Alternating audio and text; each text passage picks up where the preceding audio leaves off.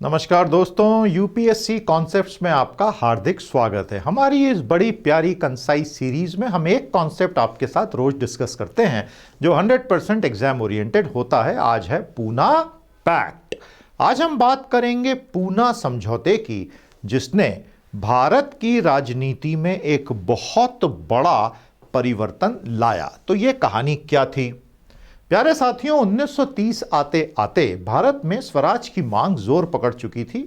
Parallel में महात्मा गांधी का civil disobedience movement यानी कि सॉल्ट मार्च शुरू होने के पश्चात पूरे भारत में सविनय अवज्ञा आंदोलन चालू हो चुके थे। उस समय ब्रिटेन में जो लेबर सरकार आई थी सत्ता में, वो थोड़ा सा सहृदयता दिखाने के मूड में थी।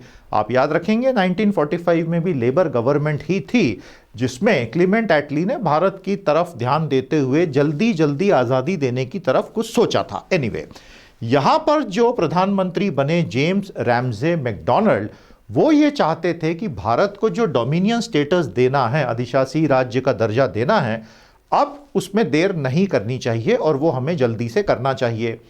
तो उन्हें यह सजेशन सब तरफ से मिला कि राउंड टेबल कॉन्फ्रेंसेस अगर हो, भारत के सभी राजनीतिक दलों के लोग एक साथ टेबल पर आके बात करें कि भारत में क्या होना चाहिए आगे की शासन व्यवस्था, तो एक रास्ता निकल सकता है। और इसलिए उन्होंने राउंड टेबल कॉन्फ्रेंसेस आयोजित की।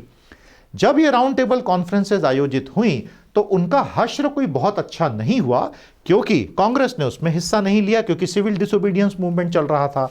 इस वजह से गांधी इरविन समझौता हुआ। और इरविन जो वाइसरॉय थे, उनका लक्ष्य था कि किसी तरह कांग्रेस को और महात्मा गांधी को राउंड टेबल कॉन्फ्रेंस में बुलाना, क्योंकि बिना कांग्रेस के प्रतिनिधित्व के कोई भारत का प्रतिनिधित्व ही नहीं होता, वो मजाक बन के रह जाता। और इसलिए गांधी इरविन समझौते में गांधी ने बोला कि in the spirit of a true satyagrahi अब मैं जाऊंगा लंदन और मैं राउंड टेबल कॉन्फ्रेंस में हिस्सा लूंगा। तो तीनों गोल में सम्मेलनों का जो हश्र हुआ वो मैंने यहां इस एक सिंगल चार्ट में आपके लिए रखा है। जब यह सब चल रहा था तो बड़ी बात यह थी कि अंग्रेज सरकार ने भारत के दलितों के लिए सेपरेट इलेक्टोरेट का प्रबंध कर दिया था।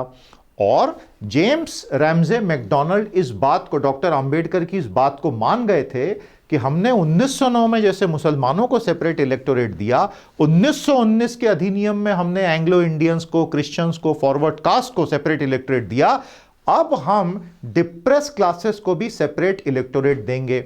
जब यह डिसीजन मैकडॉनल्ड ने लिया, मोहनदास करमचंद गांधी, सरदार पटेल दोनों येरवड़ा जेल में कैद थे और वहां उन दोनों की बहुत गहरी दोस्ती भी हो गई थी।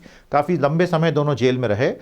उस वक्त गांधी जी ने जेल में आमरण अनशन शुरू कर दिया कि यह अंग्रेजों की भारतीय समाज को, हिंदू समाज को तोड़ने की साजिश है, जिसमें वो दलितों को, डिप्रेस क्लासेस को हिंदुओं से अलग कर देना चाहते हैं। और वो हो भी जाता, इसलिए उन्होंने आमरण अनशन कर दिया। अंबेडकर बहुत नाराज हुए कि हमें सदियों के बाद अब खुद सेपरेट इलेक्टोरेट मिल रहे हैं। सेपरेट इलेक्टोरेट यानी कम्युनल अवार्ड का मतलब होता है कि वहां सिर्फ डिप्रेस क्लास का, दलित का, जिनको आज हम शेड्यूल कास्ट बोलते हैं, उसी का कोई बहन या भाई खड़ा हो सकता है और वोट देने भी वही लोग जाएंगे, दूसरे नहीं।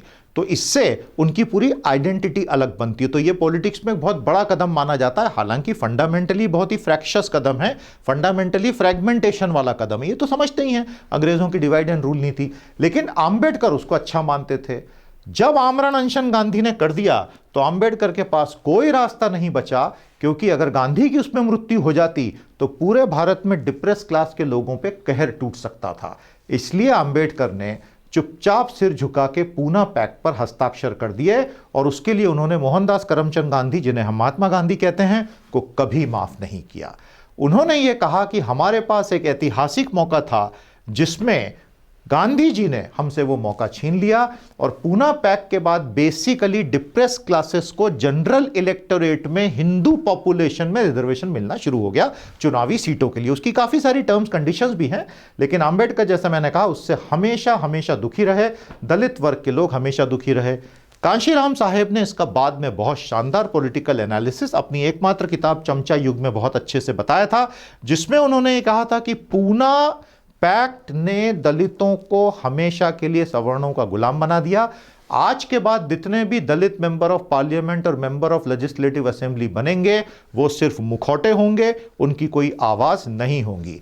इतिहास इस बात का आज भी असेसमेंट कर रहा है कि काशीराम जी ने जो कहा वो सही था या वो गलत था। तो ये थी कहानी पूना पैक्ट की, जिसके लिए अंबेडकर हमेशा गांधी से नाराज रहे। याद रखिएगा, संविधान सभा में जब संविधान बन रहा था, अंबेडकर ही थे जिन्होंने गांधी के ग्राम स्वराज्य के विचार को सिरे से नकारते हुए अर्बन ओरिएंटेड स्टेट व्यवस्था फाइनली बनवाई थी। कैसा लगा आज का कॉन्सेप्ट? ऐसे हजारों कॉन्सेप्ट से मिलकर बनता है हमारा यूपीएससी पावर पैक का कोर्स। आज के आज एनरोल कीजिए, नीचे ज्वाइनिंग की लिंक दी हुई है। कल मिलेंगे अगले कॉन्सेप्ट के साथ। आप क्या पढ़ना चाहेंगे मुझे बताएं। चैनल को सब्सक्राइब करें और सेशन को लाइक और शेयर जरूर कीजिएगा। नमस्कार, जय हिंद।